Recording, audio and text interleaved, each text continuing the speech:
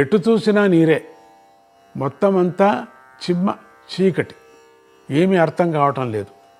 ఈ దశలో ఆ మహర్షికి నా ప్రాణాలు ఉంటాయా పోతాయా అనే చింత పట్టుకుంది.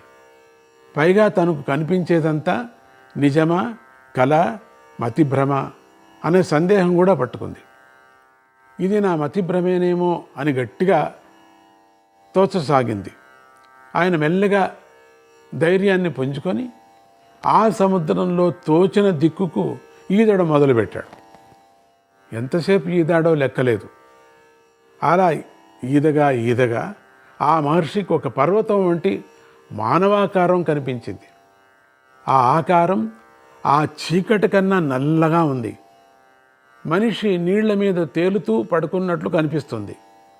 చుట్టుపక్కలంతా చీకటే కానీ ఆయన శరీరం నుంచి మాత్రం గొప్ప తేజస్సు ప్రసరిస్తుంది.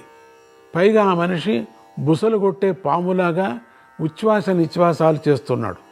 మార్కండేయ మహర్షికి ఒక తోడు దొరికినందుకు సంతోషంగా ఉన్న ఆ రూపం చూస్తే భయంగా ఉంది. అయినా ధైర్యం చేసి నువ్వెవరివి అని అడుగుదామనే ఉద్దేశంతో ఆ పురుషుడికి కొంచెం దగ్గరగా వెళ్ళాడు. అంతే, ఆ పురుషుడు పీల్చే గాలి వేగానికి మార్కండేయ మహర్షి ఆకాశంలోకి పైకి లేచి ఆయన ముక్కుల్లోంచి లోపలికి వెళ్ళి ఎక్కడో తెలియని చోట పడ్డాడు. తీరా చూస్తే అది తనకు పరిచయం ఉన్నటువంటి భూలోకమే అని ఆయన అనుకున్నాడు. అంతేగాని తనకు కనిపించిన పురుషుడే నారాయణుడని, ఆయన గర్భంలోనే ఈ భూలోకం ఉందని ఆ మహర్షికి తెలియనే తెలీదు. హిరణ్య గర్భుడు కదా పరమాత్ముడు. ఈ ప్రపంచంతా తన గడుపులో పెట్టుకున్నాడు కదా. ఏమైతేనేమి తనకు తెలిసిన లోకంలో పడేసరికి ఆ మహర్షి కుదటపడి తనకు కలిగిన అనుభవం ఒక స్వప్నం వంటిదని ఖాయం చేసుకొని మళ్ళీ ఆ భూలోకంలో పూర్వంలాగే తీర్థయాత్ర చేయసాగాడు. ఈ మాట ఆ మహర్షికి ఒక కొత్త ఆలోచన వచ్చింది. ఏదో ఒక గుహ వంటి దానిలో నుంచి ఎగిరి బయటపడ్డాను, గొప్ప సముద్రం కనిపించింది, మళ్ళీ దాంట్లో నుంచి ఎగిరి మరో గుహ లోపల పడ్డాను, ఇక్కడ భూమి కనిపించింది, దీని చుట్టూతా కొన్ని లోకాలు కనిపిస్తున్నాయి, ఈ మొత్తం యొక్క వైశాల్యం ఎంతో పరిశీలిద్దాం అనేదే ఆ ఆలోచన. ఆ ఊహతో ఆయన 1,00,000 సంవత్సరాల పాటు ఆ లోకాలన్నీ తిరిగేశాడు. అయినా వాటి అంతం కనిపించనే లేదు. తిరుగుదాం, ఎక్కడున్నా ఏ లోకాలున్నా ఎక్కడెక్కడుందో చూస్తామని అన్ని చోట్ల యోగమాయాతు కదా ఆయనకి. అన్ని లోకాల మీద ఎగిరేటువంటి శక్తి ఉంది కదా, మాయతో, శరీరంతో కాదు కదా. ఎక్కడికైనా వెళ్ళట మార్కండేయ మహర్షి, అంత శక్తి ఆయనకుంది.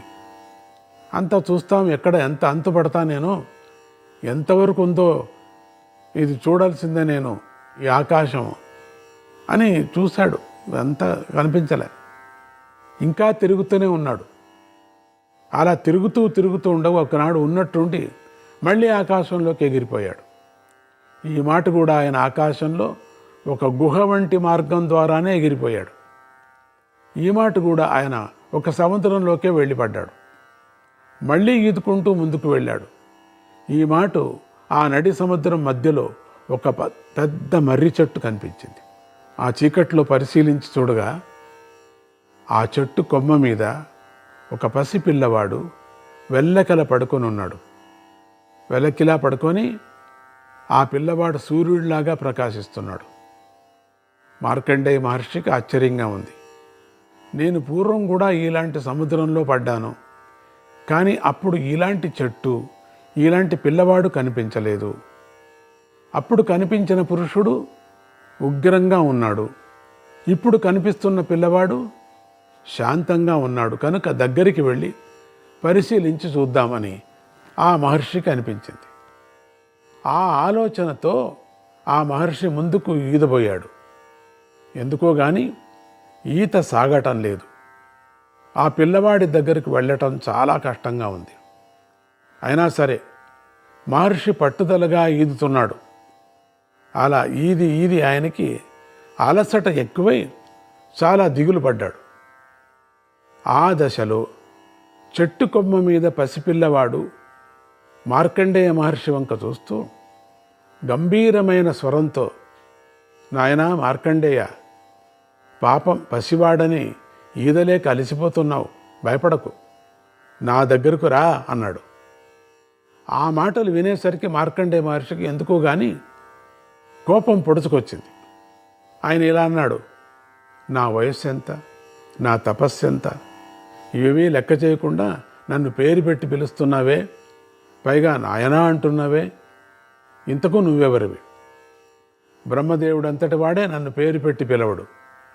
నేను కలిసినప్పుడల్లా దీర్ఘాయుష్మాన్ అంటాడు ఆయన.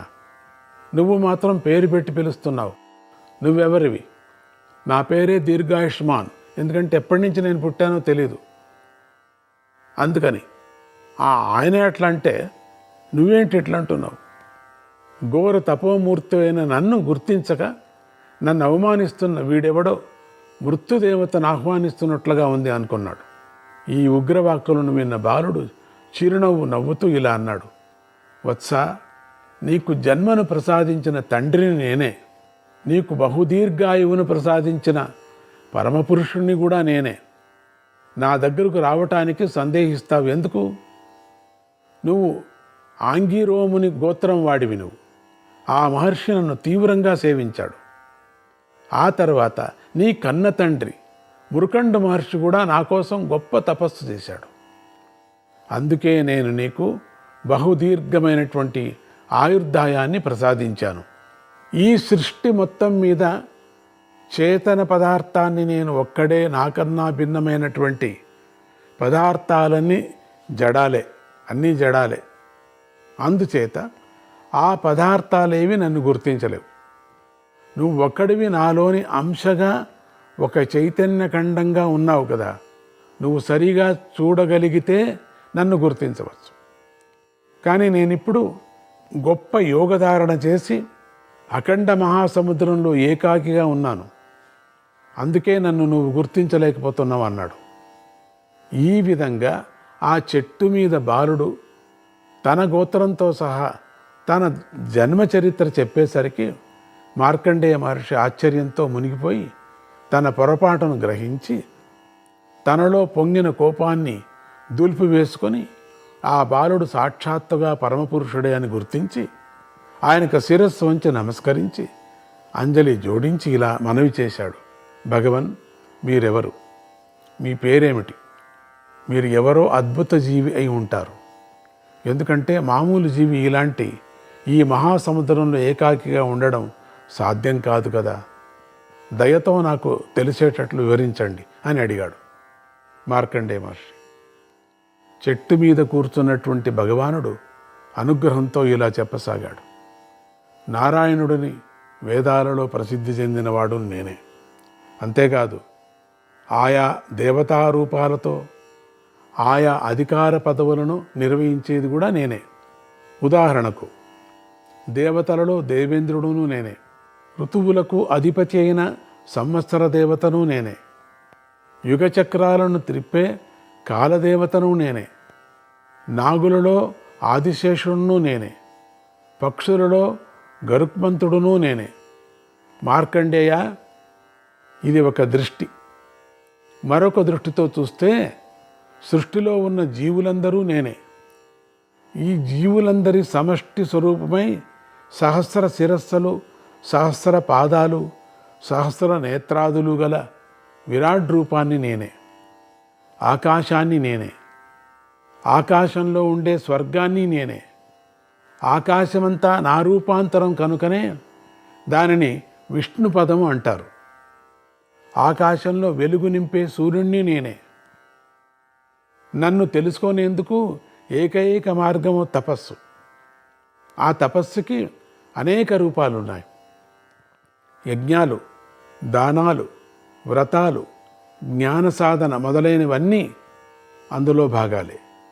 ఈ భాగాలన్నీ కలిపిన పరిపూర్ణ యజ్ఞమూర్తిని నేనే. యజ్ఞాలకు ఆధారమైన అగ్నిని నేనే. అలాగే జలరూపంలో ఉండి జలజంతువులను రక్షించే వరుణదేవుడును నేనే. మానవులలో తపోమార్గంలో ఆత్మతత్వ భావన చేసి బహుజన్మలుగా చిత్తవృత్తిని నేను నిరోధించి తత్వానుసంధానం చేసే మహనీయుడే యతీశ్వరుడవుతాడు. అలాంటి యతీశ్వరులకు సాక్షాత్కరించే పరబ్రహ్మను నేనే. సమస్త జగత్స్వరూపమైన ఆ పరబ్రహ్మను తెలుసుకున్న జ్ఞానిని కూడా, అటువంటి వాడిని కూడా నేనే. బాహ్యేంద్రియాలు చేసే కర్మను నేనే, మనస్సు చేసే మానసక్రియను నేనే. ఈ రెంటికి ఆధారమైన జీవుణ్ణి నేనే. ఈ జీవులకు ధర్మాలను బోధించే గురువును నేనే. సకల జీవుల్లోనూ అంతర్యామిగా ఉండి అన్ని పనులు చేసేది నేనే. అయినా కూడా ఏ క్రియలు అంటనని నిర్మల సాక్షిని నేనే. ఏమి అంట వీనికి.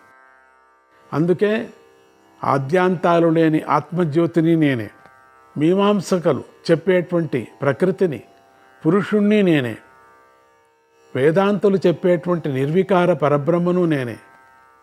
బ్రహ్మచారి, గృహస్థు, వానప్రస్థుడు, సన్యాసి అనేటువంటి 4 ఆశ్రమాల్లోని వారు చేసే తపస్సును నేనే. వారు సాధించే ధర్మాన్ని నేనే. పూర్వం క్షీరసాగరంలో హయగ్రీవ స్వరూపుడై అవతరించింది నేనే. శాస్త్రజన్య జ్ఞాన రూపమైనటువంటి ఋతాన్ని నేనే. అనుభవ జ్ఞాన రూపమైనటువంటి సత్యాన్ని నేనే. ఈ రెంటి రూపమైనటువంటి ప్రజాపతిని నేనే.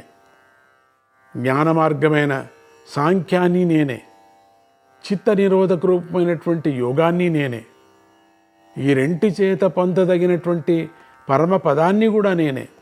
భూమి, జలము, అగ్ని, వాయువు, ఆకాశము అనే పంచభూతాలు నేనే. సముద్రము, నక్షత్రాలు, దిక్కులు నేనే. చంద్రుడు, మేఘాలు, సూర్యుడు నేనే. క్షీర సముద్రాన్ని నేనే. లవణ సముద్రాన్ని నేనే. దానిలో ఉండే బడబాగ్నిని నేనే. ప్రళయకాలాగ్నినే ఇక్కడనే కనిపిస్తున్న మొత్తం జలరాశిని దహించి వేయబోయేది నేనే. సమస్త సృష్టి కంటే ముందున్న పరబ్రహ్మను నేనే. ఈ సృష్టి మొత్తానికి ఆశ్రయంగా ఉన్న అధిష్టానాన్ని నేనే. కనుకనే సృష్టి అంతా నా నుంచే జరుగుతుంది. ఈ లోకంలో రకరకాల జీవులు తమ తమ ఇంద్రియాల ద్వారా ఎన్నెన్నో విషయాలను అనుభవిస్తున్నారు. నిజానికి అవన్నీ కూడా నేనే. మార్కండేయ, సృష్టి యొక్క తత్వం ఇలా ఉంది. మళ్ళీ చెబుతున్నాను విను. ప్రస్తుతం సృష్టి అంతా ప్రళయ దశలో ఉంది. నువ్వు నేను తప్ప మరొక పదార్థమే లేదు. ఈ దశలో నుంచి మళ్ళీ మహాసృష్టిని నేనే చేయబోతున్నాను. ఆ సృష్టినే కల్పము అంటారు. అంటే ఒక కల్పంలో సృష్టి చేస్తాను, మరో కల్పంలో దాన్ని లయం చేస్తాను, మళ్ళీ పై కల్పంలో నేనే సృష్టి చేస్తాను. ఈ చక్రం నిరంతరం సాగుతూనే ఉంటుంది. మార్కండేయ, ఇక నువ్వు మళ్ళీ తపోరూపమైన ధర్మాన్ని ఆచరించి శాశ్వత సుఖాన్ని అందుకోవడం కోసం మళ్ళీ నా సృష్టిలోకి ప్రవేశించు. ఆ సృష్టి ఎక్కడుందంటే అని వెతకపోకు, ఎక్కడెక్కడుంది అని చెప్పి. జనమేజయ, ఇప్పుడు చెప్పిన కథాక్రమములో మార్కండేయ మహర్షికి సృష్టి కనిపించింది అని చెప్పానే కానీ ఆ సృష్టి ఏర్పడిన క్రమాన్ని వివరించలేదు. మళ్ళీ ఇప్పుడు ఆ సృష్టి క్రమాన్ని సంగ్రహంగా వర్ణిస్తాను, విను. ఇది మళ్ళీ మళ్ళీ వింటేనే మీకు అర్థమవుతుంది. ఇది ఒక్క పర్యం వింటే కథ కాదు. ఇది సృష్టి క్రమం అపారంగా ఉంది. దీంట్లో ఎన్నో మనకు అనుమానాలు. ఆ అనుమానాన్ని పోగొట్టేది పరమాత్ముడే. అనుమానము వాడే కదా. అనుమానం వచ్చేది వాడే, అనుమానాన్ని పోగొట్టేది వాడే. అందుకని దీన్ని ఆధ్యాత్మ రంగంలో ఉండినటువంటి వాళ్ళు, కొంచెం కలియుగం నుంచి మళ్ళీ కృతయుగానికి వెళ్ళాలా అనుకున్న వాళ్ళు, ఈ భయంకరమైన ఈ పరిస్థితి నుంచి దాటుకోవాలా అనే వ్యక్తులందరూ కూడా, పుణ్యాత్ములందరూ కూడా కొంచెం ధర్మాన్ని ఆచరిస్తూ, సత్యాన్ని ఆచరిస్తూ, కొంచెం దేవతా స్మరణ చేస్తూ, భగవన్నామ స్మరణాన్ని చేస్తూ, దీన్ని మళ్ళీ మళ్ళీ వింటేనే సృష్టి క్రమము తెలుస్తుంది మీకు. ఆ విధంగా అనంత జలస్వరూపంగా ఉన్నటువంటి పరమాత్మ మున్ముందుగా తనను తానే ఒక మహర్షి రూపంగా మార్పు చేసుకొని ఆ రూపాన్ని తన విరాట్ రూపంలో ఆవరించి దీర్ఘకాలం తపస్సు చేశాడు. ఎందుకంటే అంతా పరమాత్ముడే. ఆ మార్కండేయుడు కూడా వాడిలోనే ఉండినవాడు. మార్కండేయుడు ఒక్కడ నుంచే ఈ సృష్టి విచారం మనకు తెలిసింది. అంటే వాడే మనకు తెలిపాడు అన్నమాట. పరమాత్ముడు తన రూపము మార్కండేయ రూపంలో మార్చుకొని చెప్పాడు అని ఇక్కడ తెలుస్తుంది. మార్కండేయుడు కూడా తనను తాను తెలుసుకోవటానికి తపస్సు చేశాడు అని దీంట్లో మనకు అనుకున్నాం కదా. దీంట్లో ఇంక ప్రశ్నలు రావు మనకు. మూకబోటం ఒకటే దీంట్లో. మౌనంగా కళ్ళు మూసుకొని తపస్సు చేయటం ఒకటే, ధ్యానం చేయటం ఒకటే వస్తుంది. కానీ అసలు ప్రశ్నలే అంతా నేనేం చెప్పిన తర్వాత ప్రశ్న ఎక్కడ వస్తుంది ఇక్కడ? ఎవరిని అడుగుదాం మనం? అందుకని ఋషులంతా మార్కండేయుని అడిగారు. మార్కండేయుడు ఒకటే కదా సాక్షి. మార్కండేయుడు లేకపోతే, మార్కండేయ పురాణం అనేటువంటిది లేకపోతే మనకు కొన్ని పురాణాలు బయటకు వచ్చేవే కాదు. పరమాత్మల సృష్టి అటువంటిది. మార్కండేయుడికి పురాణాల్లో అంత విలువ. పరమాత్ముడే మార్కండేయుడని కూడా చెప్పారు. వ్యాసుడు కూడా మార్కండేయుడిని ఎన్నో ప్రశ్నలు అడిగి తెలుసుకున్నాడు. మనం పూర్వం చెప్పుకున్నాం కదా. ఇప్పుడు మీకు అర్థమేంటోంది దీన్ని వింటే. ఆ తపస్సులో ఉండగా ఆయనకు సువిశాలమైన జగత్సృష్టి చేయాలనే సంకల్పం కలిగింది పరమాత్ముడికి. ఆ సంకల్పం వల్ల అక్కడ ఉన్న జలరాశులు ఎన్ని మాటలు చేశాడో సృష్టి. మనం ఏదో ఒకే పారి అనుకుందాం కదా, ఒక పారి సృష్టి చేసేసాడని కాదు. మళ్ళీ మళ్ళీ చేస్తూనే ఉన్నాడు. ఇప్పుడు ఒక అడవి ఎంత తగిలిపోయింది అనుకోండి, అడవంతా మొత్తం అగ్నితో వేళ్లతో సరిగా అక్కడ ఉండే ప్రాణులు కూడా పోయాయి. తర్వాత అక్కడ ఉండే వేళ్ళు కూడా నశించిపోయాయి. ఇంకా రాదు, బూదిలో ఈ యొక్క మనకు మొక్క మలసదు అని పరమాత్ముడి సంకల్పం. మళ్ళీ ఆ పర్వతం మీద, అంటే ఆ కొండ మీద మళ్ళీ వాన కురిసి మళ్ళీ చెట్లు మొలుస్తున్నాయి, వేరే చెట్లు మొలుస్తున్నాయి. విచిత్రం. ప్రాణులు అంతకన్నా ఎక్కువైపోతున్నాయి. ఇదే కదా సృష్టి మనకు కనపడుతూ ఉండేది. మన కంటెదురు కనపడుతుంది. అంటే కొంచెం లాజిక్ చెప్పాలి కదా మీకు, అందుకని చెప్తున్నా.